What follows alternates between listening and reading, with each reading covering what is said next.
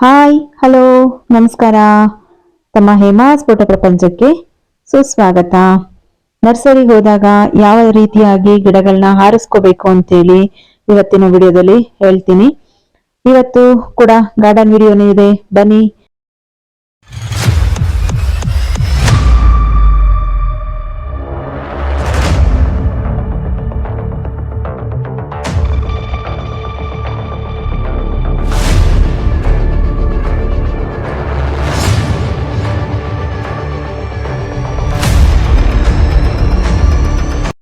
ಯಾವುದೇ ಗಿಡನಾಗ್ಲಿ ನರ್ಸರಿಯಿಂದ ತಂದ ತಕ್ಷಣ ರೀಪಾಟ್ ಮಾಡಬಾರ್ದು.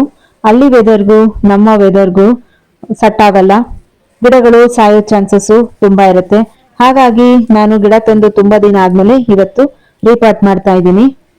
ಈ ನೆಟ್ಟೆಡ್ದನ್ನ ಇಲ್ಲಿ ಡ್ರೈನೇಜ್ ಹೋಲ್ ಏನಿದೆ ಅದಕ್ಕೆ ಈ ರೀತಿಯಾಗಿ ಹಾಕ್ಕೊತೀನಿ ನೋಡಿ. ಈ ರೀತಿಯಾಗಿ ಇಲ್ಲಿದೆ ಡ್ರೈನೇಜ್ ಹೋಲು. ಈ ರೀತಿಯಾಗಿ ಹಾಕ್ಕೊಂಡು ಇದಕ್ಕೆ ಈಗ ನಾನು ಪಾಟಿಂಗ್ ಮಿಕ್ಸನ್ನು ಹಾಕೋತೀನಿ. ಗುಲಾಬಿ ಗಿಡಗಳಲ್ಲಿ ಯಾವುದೇ ತರದ್ದು ನೆಟ್ ಪಾಟ್ ಇರಲ್ಲ, ಹಾಗೇನೆ ರೀಪಾಟ್ ಮಾಡ್ಬೋದು.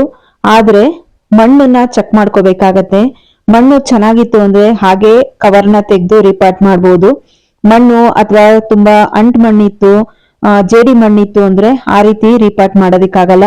ಬೇರುಗಳು ಕೊಳ್ತು ಸಾಯೋ ಚಾನ್ಸಸ್ ತುಂಬಾ ಇರುತ್ತೆ. ಹಾಗಾಗಿ ನಾನು ಸ್ವಲ್ಪ ಮಣ್ಣನ್ನ ಬಿಡಿಸೇನೆ ರೀಪಾಟು ಮಾಡ್ತಾ ಇದ್ದೆ. ನೋಡ್ತಾ ಇದ್ದೀರಾ, ನಾನು ಎಲೆಗಳನ್ನೆಲ್ಲ ಸ್ವಲ್ಪ ರಿಮೂವ್ ಮಾಡಿಬಿಟ್ಟಿದ್ದೆ. ಮತ್ತೆ ಹಾಗೆ ಮೊಗ್ಗು ಕೂಡ ಇತ್ತು, ಒಂದು ಹರಳಿರ್ತಕ್ಕಂಥ ಹೂ ಕೂಡ ಇತ್ತು.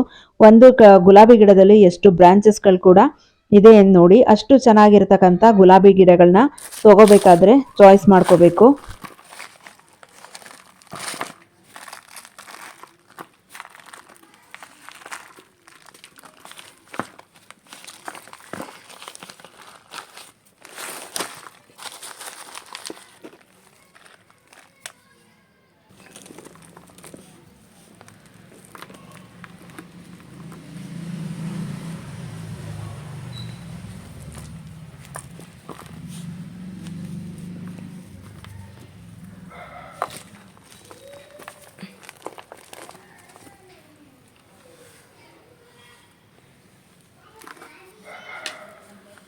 ನೋಡಿ, ಇದೆಲ್ಲ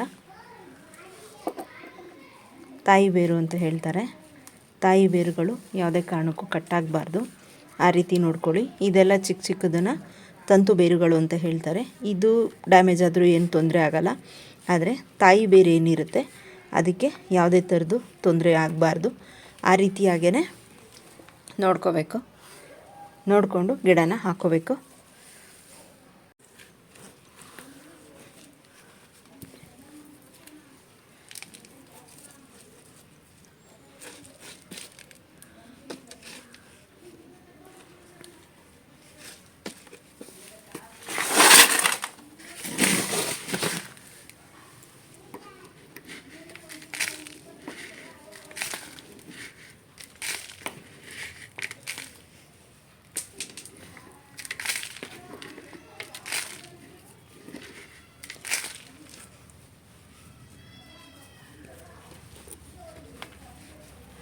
ಈ ರೀತಿಯಾಗಿ ಚೆನ್ನಾಗಿ ಪ್ರೆಸ್ ಮಾಡ್ಕೋಬೇಕು.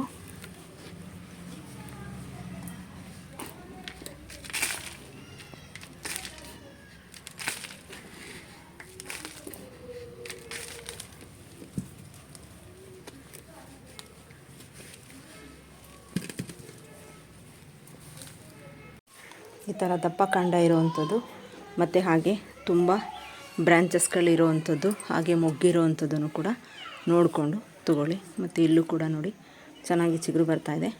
ಇಲ್ಲಿ ಒಂದು ಹೂವು ಇತ್ತು, ಈ ಹೂವನ್ನು ನಾನು ಹಾರ್ವೆಸ್ಟ್ ಮಾಡ್ಕೊಂಡಿದ್ದೀನಿ. ಈಗ ಇಲ್ಲಿರ್ತಕ್ಕಂಥ ಈ ಥರ ಎಲೆಗಳನ್ನೆಲ್ಲನೂ ತೆಗೆದುಬಿಡ್ತೀನಿ. ನಾನು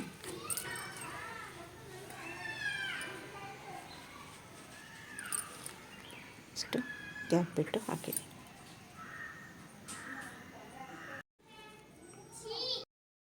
ವಿಡಿಯೋ ಲೆಂತಿ ಆಗುತ್ತೆ ಅಂತೇಳಿ ಮೊದಲೊಂದು ಗಿಡ ಗುಲಾಬಿ ಗಿಡನ ರೀಪಾಟ್ ಮಾಡಿ, ಈಗ ಎರಡನೇ ಗಿಡ ರೀಪಾಟ್ ಮಾಡಿ ಮಣ್ಣು ಎಲ್ಲ ಹಾಕಿರೋದನ್ನ ನಾನು ನಿಮ್ಗೆ ತೋರಿಸ್ತಾ ಇರೋದು.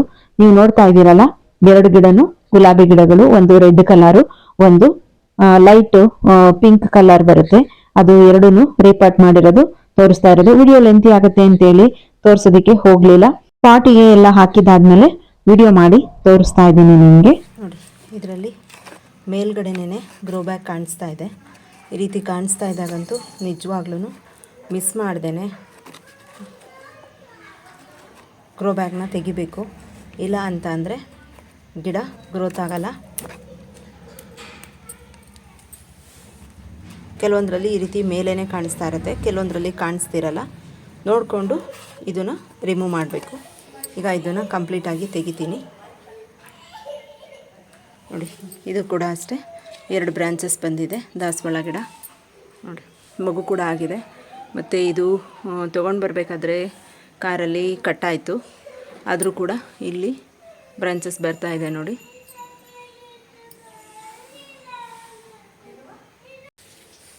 ಬೇರೆ ನೋಡಿ ಎಷ್ಟು ಚೆನ್ನಾಗಿ ಕೆಳಗಡೆ ಎಲ್ಲ ಬಂದ್ಬಿಟ್ಟಿದೆ. ಈ ರೀತಿ ಬಂದಾಗ ಲೇಟ್ ಮಾಡಬಾರ್ದು, ಗಿಡನ ರೀಪಾಟ್ ಮಾಡ್ಕೋಬೇಕು. ಗಿಡ ಇಲ್ಲ ಅಂತಂದರೆ ಇನ್ನೂ ಸ್ವಲ್ಪ ದಿನ ಇಟ್ಟರು ಗ್ರೋ ಬ್ಯಾಗಲ್ಲೇ ನಡೆಯುತ್ತೆ.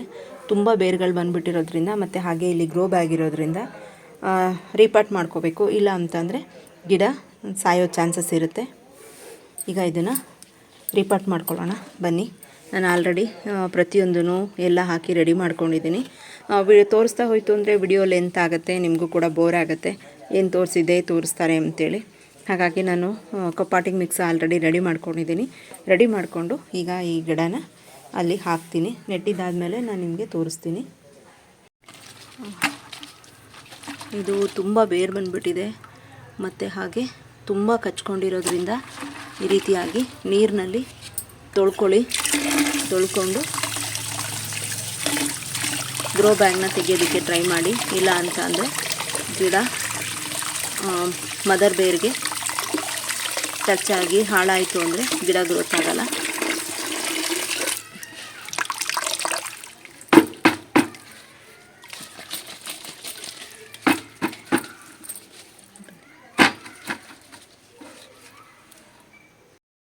ದಾಸವಾಳ ಗಿಡದಲ್ಲಿ ಇದ್ದ ನೆಟ್ ಪಾಟನ್ನ ತೆಗೆದು ಗಿಡನ ಹಾಕಿ ಆಯ್ತು. ಈಗ ಗಿಡ ನೆಟ್ಟಿದಾದ್ಮೇಲೆ ಅವುಗಳಿಗೆ ನೀರನ್ನ ಚೆನ್ನಾಗಿ ಹಾಕಬೇಕು. ನೀರು ಹಾಕೋದು ಡ್ರೈನೇಜ್ ಹೋಲಿಂದ ಆಚೆ ಬರಬೇಕು. ಅಲ್ಲಿವರೆಗೂ ಚೆನ್ನಾಗಿ ನೀರನ್ನ ಹಾಕಬೇಕು. ಮೊದಲನೇ ದಿನ ನೀವೇನ್ ನೀರು ಹಾಕಿರ್ತೀರಾ ಅದೇ ನೀರನ್ನ ಹಾಕಿ 2-3 ದಿನದವರೆಗೂ ಮತ್ತೆ ನೀರನ್ನ ಹಾಕೋದಿಕ್ ಹೋಗ್ಬೇಡಿ. ಮತ್ತೆ ನೀವು ರೀಪಾಟ್ ಮಾಡಿದಾದ್ಮೇಲೆ ಬಿಸಿಲಿಗೆ ಇಡೋದಿಕ್ ಹೋಗ್ಬೇಡಿ. 2 ದಿನದವರೆಗಾದ್ರೂ ಸೆಮಿ ಶೇಡಲ್ಲಿ ಇಟ್ಕೊಳ್ಳಿ. ಸ್ವಲ್ಪ ನೆರಳಿರ್ತಕ್ಕಂಥ ಜಾಗದಲ್ಲೇನೆ ಗಿಡಗಳನ್ನ ಇಟ್ಟು ಆಮೇಲೆ ಬಿಸಿಲಿಗೆ ಇಟ್ಕೋಬೇಕು. ನಾನು ಗಾರ್ಡನಲ್ಲಿ ಕೆಲಸ ಮಾಡ್ತಾ ಇದ್ದೀನಿ ಅಂದ್ರೆ ನಮ್ಮ ಪಾರು ಸಿರಿ ಇಬ್ರು ಅಲ್ಲೇ ಬಂದು ಕೂತಿರ್ತಾರೆ, ಅಲ್ಲೇ ಓಡಾಡ್ತಿರ್ತಾರೆ. ಡಸ್ಟ್ ಆಗುತ್ತೆ ಅಂದ್ರು ಎಷ್ಟು ಹೇಳಿದ್ರು ಕೇಳಲ್ಲ. ಅವು ನಮ್ಮ ಬಿಟ್ಟು ಎಲ್ಲೂ ಹೋಗಲ್ಲ ಅಂತವೆ. ವಿಡಿಯೋ ಇಷ್ಟ ಆದರೆ ಲೈಕ್ ಮಾಡಿ, ಹಾಗೆ ಕಮೆಂಟ್ ಮಾಡಿ, ನಿಮ್ಮ ಫ್ರೆಂಡ್ಸ್ ಆ್ಯಂಡ್ ಫ್ಯಾಮಿಲಿಗೂ ಶೇರ್ ಮಾಡಿ. ಮತ್ತೆ ನಾನು ನೆಕ್ಸ್ಟ್ ವಿಡಿಯೋದೊಂದಿಗೆ ನಿಮ್ಮ ಮುಂದೆ ಬರ್ತೀನಿ. ಲೈಕ್ ಕೊಟ್ಟು ಕಮೆಂಟ್ ಕೊಡೋದನ್ನ ಮರಿಬೇಡಿ. ಹಾಗೆ ನಮ್ಮ ಚಾನಲ್ನ ಸಬ್ಸ್ಕ್ರೈಬ್ ಮಾಡ್ಕೊಳ್ಳಿ. Thank you for watching. Bye bye, take care.